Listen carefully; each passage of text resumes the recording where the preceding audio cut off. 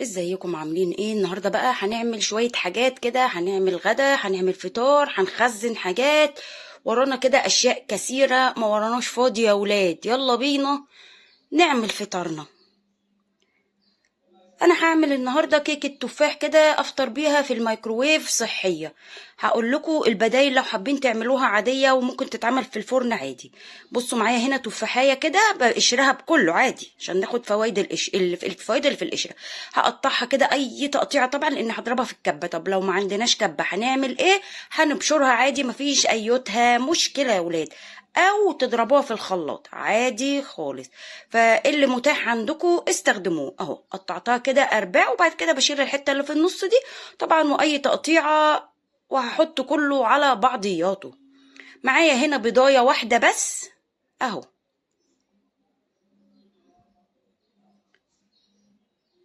مش هحط فيها دهون، حابين تحطوا زبده سمنه اي حاجه حطوا. هحط فانيليا، رشه كده من الفانيليا عشان البيضايه.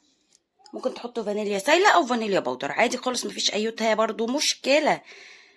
احنا مش عايزين حاجه تعوقنا يا ولاد. انا بقى هحط سكر دايت. طبعا انتوا بدال السكر الدايت حابين تعملوها عاديه، هتحطوا معلقه كبيره من السكر. احنا ممكن نحط عسل، سكر، اي وسيله تحليه ممكن نحطها. هحط كده شويه من الحليب، ممكن تضيفوا بداله معلقه كبيره من الزبادي، ده حوالي كده يعني ربع كوبايه او اقل. وهحط ايه تاني يا ولاد؟ ايه تاني؟ هنحط بقى دقيق شوفان. طبعا حابين تحطوا دقيق عادي، هحط معلقتين كبار كده من دقيق الشوفان. انتوا ممكن تحطوا معلقتين دقيق عادي، ماشي. وهحط كده رشة من البيكنج باودر. بس كده، هي دي الكيكة بتاعتي. هديها بقى ضربة كده متينة في الكبة لغاية ما تتفرم التفاحة دي فرمة كده معتبرة. وبعدين خلاص تاخدها، وهتشوفوا دلوقتي هعمل ايه. في الوقت ده الناس اللي ما عندهاش مايكروويف هتحطها في اي حاجه، هتدهن اي حاجه كده بتدخل الفرن وتحطها جوه. طاجن بقى الافضل يعني يكون طاجن، لان دي حاجه صغيره. طبعا حابين تضاعفوا الكميه ضاعفوها عادي، مفيش اي مشكله. بما ان التفاح كتير في اليومين دول، فهنستفاد بيه ونعمل حاجه مفيده كلها بروتين وفوائد عاليه جدا. انزل بقى كده الكميه اللي في الكبه بتاعتي كده. بتاخد في الميكروويف حوالي دقيقتين، من دقيقتين لدقيقتين ونص طبعا، وكل واحد حسب الميكروويف بتاعه. هتطلعوها وتشوفوها مستوية تمام فيها نية، تسيبوها شوية بس. هو ده الفطار بتاعي يا ولاد. هعمل الكيكايه الاموره دي، ممكن تعملوها في الطاسه تبقى زي البان كيك. يعني متاح قدامكم ده وده. الكيكه دي بتبقى طريه شويه من جوه عشان فيها دقيق شوفان. حتى لو بالدقيق العادي، اي حاجه فيها تفاح بتحسوا ان هي طريه مش ناشفه. الناس اللي بتحب الحاجه الناشفه مش هينفع معاها الكيكه دي. بس انا بحب الحاجه الطريه دي كده، بحب الحاجه اللي بتلظ، بس هي مش بتلظ يعني. نزل بقى كل الكمية كده عشان نستفاد بيها. طبعا لو هتحطوها في الفرن في الوقت ده بتكونوا مسخنين الفرن، وبتدخلوها على درجة حرارة 180 على الرف اللي في النص. هنا هرجها كده بس حاجة بسيطة، واظبط كده الطبق وادخلها بقى الميكروويف عقبال ما اعمل كوباية شاي بلبن. معانا هنا مج كده هحط فيه شاي، بعمله كشري عادي خالص. واحط سكر اهو.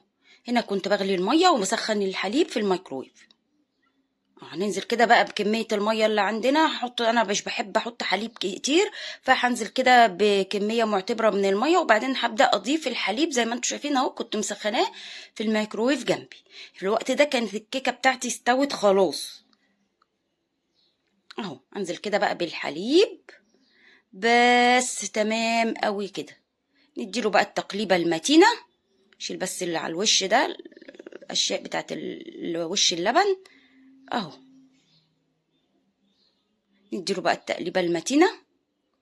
واحنا كده عملنا فطار سريع لذيذ، والله لذيذ. بكون مستمتعة يا ولاد وانا باكله اهو. خلاص كده خلصنا الكيكة وعملنا المشروب بتاعنا. نبدأ بقى هنعمل بامية كده باللحمة. معنا لحمة، طماطم، بامية، معنا بصلاية. ويلا بينا نبشر البصلاية الأمورة الصنيورة دي. حابين طبعا تضربوها في الكبة براحتكم. واحنا بنبشر كده، لو انتوا أول مرة تشوفوا القناة حطوا صباعكم حالا دايلا على كلمة اشتراك أو سبسكرايب، فعلوا زر الجرس، دوسوا على كلمة الكل عشان يجيلكوا إشعار بكل فيديو جديد بنزله. الناس اللي مشتركين ما تنسوش اللايكات والشيرات، ويلا حطوا اللايك حالا بالا. دي بامية أنا جبتها من السوق عادي، غسلتها وسبتها تصفي ميتها وتنشف شوية كده، وبعدين شلت القمع اللي بيكون فوق دوت كده وبس. يعني براحتكم خالص. طبعا البامية غالية يا ولاد في السوق، فاعمل ايه؟ مضطرين عشان الحيرة بتاعت الاكل بتاع كل يوم. حطوا اللايكات يا ولاد وشيروا لاصحابكم، وما تعملوش تخطي للاعلانات عشان ما زعلش منيكوا، وقعدوا في الفيديو للاخر. هننزل كده بقى بكمية البصل دي كلها كده. نفضي بقى المبشرة الأمورة الصنيورة دي. أنا بحب البصلة بتاعة الطبخ يعني بتكون مبشورة، وفي حاجات تانية بحبها مقطعة، مش كل الأشياء. معانا كده قطعة من السمنة هنحطها كده على البصلة. أنا هعمل البامية ما بتكونش طعمها حلو غير مسبكة، وصراحة أنا بحب الطبخ كله مسبك. تقولوا لي ازاي وفين وليه ومنين وكل الكلام ده، أنا بحبه كده. طبعا كل واحد حسب ما بيحب. هنشوح كده البصلايه بتاعتنا لغايه ما لونها تبدا تاخد لون كده مصفر شويه. هقول لكم هعمل ايه. حطوا اللايكات واعملوا الشيرات يا ولاد. اهو شايفين يا ولاد؟ قولوا شايفين. اهو قلب بقى كده تقليبه تانية لغايه ما تبدا ايه. افضل مش بحب احط، طبعا هي الدهون قليله بس انا مش بحب احط كميه دهون كتير في الطبخ الصراحه. اللي بحط له كميه دهون كافيه الرز عشان ما يعجنش. هنا خلاص كده البصله بصوا لونها تمام. هنزل باللحمه وما انزلش بيها مره واحده، انزل بيها واحده واحده علشان الحراره بتاعت الحله بتاعتي ما تقلش مره واحده، واللحمه تنزل ميتها وتبقى مفروله كده وما فيهاش اي فايده. فببصوا واحده واحده، مش بنزل باللحمه اروح ضيفاها كده مره واحده، لا بضيف حته حته. شايفين ازاي؟ عشان تاخد ايه الصدمه. خدت الصدمه اهو تمام قوي كده يا ولاد. ولوز اللوز اسيبها كده شويه على النار، وبعدين اول ما احس ان هي هتبدا تلون من تحت بقلبها على الوش التاني، وافضل بقى اقلب فيها لغايه ما اللحمه دي تغير لونها ويبقى لونها بني كده مكرمل بسيط. هعرف ان هي كده تمام. ولوز اللوز واضيف الحاجه اللي هضيفها بعد كده. وبعتذر لكم عن الزماره اللي سمعتوها من شويه. حطوا اللايك يا أعزائي المشاهدين، وما تغيروش المحطة ولا تروحوا في أيتها حتة. اهو شايفين بقى ازاي؟ ببدأ كده أقلب اللحمة واحدة واحدة لغاية بصوا ليها اهي أخدت لون، بقلبها على الوش التاني على طول. بعد ما أقلبها على الوشين بقلب بقى كده خلاص عادي بقى لغاية ما أحس إن هي لونها كله أخد من بعضياته، بقى لونها واحد يعني. تمام كده يا ولاد. حطوا اللايكات، حطوا اللايكات. مش بتحطوها، انا شايفاك وعارفاك وبتوع الكاميرا المخفيه. حط حط حط بس. تمام قوي كده. بعتذر لكم عن الرنه الاموره الصنيوره اللي سمعتوها دي. عمال اعتذر لكم كل شويه والله والله والله.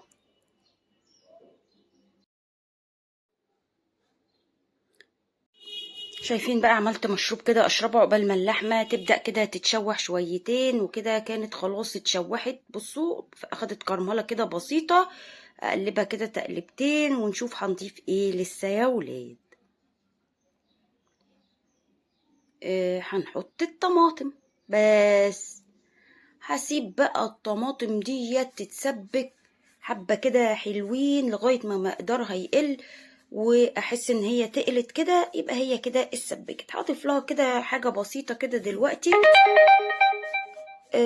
مش هعتذر عشان اعتذرت لكم ياما المره دي. هديها كده الاول تقليبه. كل حاجه بتجيلي وانا بسجل الصوت يا ولاد، رسائل تجيلي، مكالمات تجيلي، كل حاجه بتجيلي. هنعمل بقى ايه دلوقتي يا ولاد؟ هضيف كيس كده من الصلصة علشان حاسة ان لون الطماطم فاتح معايا شويتين. انا بحب اجيب كده الصلصة اكياس واحط الكيسة كده على مرة واحدة وخلاص. ماشي. وهحط رشة كمان من السكر. ليه؟ عشان نعادل حموضة الطماطم. ماشي كده تمام؟ قولوا تمام. اهو رشة كده بس من السكر بس. هغطيها كده واعمل الغطا موارب كده شوية واسيبها بقى تاخد وتدي بشكل ودي مع بعضيها، وكمان اللحمة تستوي. وبعد ما تتسبك هقول لكم نعمل ايه. سيبها بقى كده. انا بس كنت بقلب عشان الصلصة والسكر بس. تمام قوي. اللوز هحط الغطا كده بقى واسيبها. هنا بصوا بدأت تغلي اهي. هديها تقليبة برضو من كل كده شوية، نديها تقليبة عشان نتابعها وما تلزقش وتتحرق مننا ونخلي بالنا. ماشي يا ولاد؟ قولوا ماشي. تمام قوي كده. في الوقت ده كنت بقى بشرب المشروب بتاعي. هنا كانت خلاص اتسبكت ونقلتها في حلة تانية عشان محتاجة حجم الحلة دي انا بحب اعمل فيه الرز. هنا هضيف لها بقى شوية كده من المية. لو عندكم شوربة تحطوا شوربة براحتكم خالص، بس انا بحب اضيف مية سخنة. هسيبها بقى اضيف لها المية واديها اسيبها بقى تغلي كده لغاية كان اللحمة لسه لها شوية في السوا، فهسيبها لغاية ما اللحمة تبدأ تستوي ونشوف هنعمل ايه مع بعضينا. تمام. نغطيها برضو كده ونسيبها بقى عشان اللحمة تستوي معانا. هنا بصوا كانت بدأت تغلي اهي. هضيف لها مكعب مرق خضار. عقبال ما التسبيكة دي تاخد وقتها قصدي اللحمة تاخد وقتها وتتستوى، هعمل شوية رز بالشعرية. حطينا كده سمنة وحطينا شوية رز شوية شعرية. هبدأ أشوح فيهم لغاية ما ياخد كده لون بني كده فاتح معتبر. هبدأ أضيف الرز. حطوا اللايكات ما تكسلوش وشيروا لأصحابكم يا ولاد. واللي عنده سؤال يقوله في الكومنتات، واللي حابب نعمل وصفة برضو يقول لنا في الكومنتات يا أعزائي المشاهدين. هنا هي البامية التسبيكة هي كانت المهم يعني كانت خلاص استوت اللحمة. ضفت البامية وهديها كده تقليبة ونشوف هنضيف ايه بعد كده. بس نخلي بالنا طبعا من الشعريه اللي سبناها دي عشان انا مش عارفه ايه اللي انا بعمله ده، بس يلا. الحمد لله. طبعا كل ما تحتاج ميه هضيف لها ميه سخنه عشان اللحمه ما تبوظش وتبقى نيه. هنا خلاص كانت الشعريه اتحمرت. هنزل كده بالرز. انا بديله كده تقليبه، مش بشوحه تشويح كامل، تقليبه بس كده يتغلف بالسمنه واضيف له الميه بس. حلو قوي كده. تمام التمام.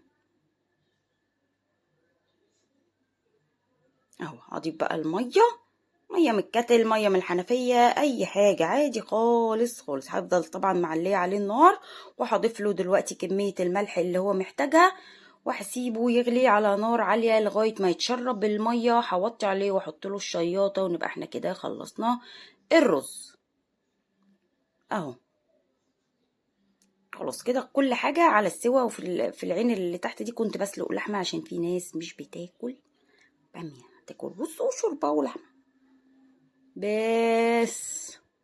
تقليبه كده متينه. غطي الغطا كويس ونسيبه بقى لغايه ما يتشرب ميته. عقبال ما هو يتشرب ميته هنعمل حاجه اخرى. بصوا لازم تشغلوا نفسكم كده وانتوا مع الطبخ، تشغلوا حاجه في حاجه في حاجه. او بصوا بقى تقليبه كده، اوطي بقى عليه شياطه. تمام. رزنا مظبوط، حطينا له سمنه كافيه، الملح بتاعه المظبوط وتمام. اللوز اهو. بصوا بقى الباميه هنا كنت زودت لها شويه كده من الميه وبتغلي. هعمل لها توم، مش بعمل لها طشه، بعمل لها توم عاديه. معانا كام فص من التوم وحته كده من الفلفل الحامي، شويه من الفلفل الاسود وحبه ملح بس. ما نزودش ملح قوي عشان احنا حاطين مرقه خضروات. هدق بقى التومه ديت كده دقه معتبره لغايه ما تنعم كده، والفلفل ينعم والتومه وكل حاجه، يبقى احنا كده في التمام وفي السليم. حطوا اللايك يا اعزائي المشاهدين. حابين طبعا تضربوا التومه دي في الكبه براحتكم، بس انا بعملها في الهون كده عشان حبه صغيرين، فبدقها كده واخلص نفسي، وبتدق وتبقى ناعمه وحلوه وقويه وكلها حنيه اهو. حلو قوي كده. دق بس كده لغايه ما التومه تنعم معانا والفلفل، نبقى احنا ماشيين تمام. انا اللي اخرني ان انا ما حطيتش التومه مع الباميه، ان انا كنت بشغلها في حاجه تانية اللي هو الرز. هنا خلاص بعد ما دقتها هبدا اضيف التوم كده للباميه بتاعتي، واسيبها بقى، كانت لسه نيه شويه، فهسيبها بقى عقبال ما التوم يستوى، تكون حبه الفاضلين ان هي تستوى، تكون ايه استوت الباميه وتبقى تمام قوي كده. كانت يا ولاد طعمها لذيذ وزي العسل. هنا عقبال بقى ما الاكل بتاعي يستوي هشغل نفسي. هنعمل كده كيس فروتي يرطب على قلوبنا. طبعا الحاجات دي انا عارفه ان هي مش صحيه، بس بترطب على القلب كده، بنعملها كل حين ومين. معانا كيس كده على لتر ميه، ونحط له شويه من السكر ونديله ضربه في الخلاط. طبعا ممكن تعملوه من غير خلاط، بس انا بضربه في الخلاط عشان اتاكد ان السكر داب. بس كده تمام كده. هنا كنت لاقيه الطماطم رخيصه يا ولاد ب5 جنيه، اسيبها ابدا؟ جبت كده حبه طماطم سلقتهم او سبكتهم اهو، هنزل بيهم كده في الخلاط واضربهم واصفيهم كده واعملهم حبه اكياس كده ينفعوني في وقت زنقه. طبعا الكيس هتعملوه زي ما انتوا تفضلوا تعملوا كمية. يعني أنا بحط كده حوالي 4 كوبايات في الكيس، 3 كل واحد طبعا حسب استخدامه الشخصي وحسب عدد أفراد الأسرة وحسب الطبخة اللي بيعملها. طبعا لقيت مثلا عندنا حبة صغيرين باخد من كيس تاني وازود وكده، يعني مش هيفرق معانا هذا الكلام. نطلع بقى الهوا منه كده، وهعبي كل الكمية دي في أكياس كده علشان تنفعني في اوقات الزنقه يا ولاد. بتنفع جدا، اي حاجه بنخزنها في الفريزر بتنفع في وقت زنقه، مش لازم يكون موسم بتاعها ولا اي حاجه من الكلام ده. لا، بتنفعنا ان احنا مثلا ما عندناش طماطم، جالنا طبخه كده حابين نعملها وما عندناش طماطم، بنطلع من الفريزر يعني ونعمل قوام كده ونحطها بتلجها، ما بنفكهاش ولا حاجه. ماشي، ما ينفعش تفكوها، حطوها بتلجها اهو. هعمل بقى كده كذا كيس زي ما انتوا شايفين، هطلع منه الهوا كده واربطه، واحاول ان انا اربط الكيس من بعيد عشان يتفرد كده وما ياخدش مكان معايا في الفريزر يا حبايب قلبي اهو. هعمل بقى كده كل الكمية اللي عندي كده اهو، هم عملوا دول. احنا كده خلصنا يومنا. جربوا الوصفات، ما تنسوش اللايكات والشيرات، واقول لكم سلام.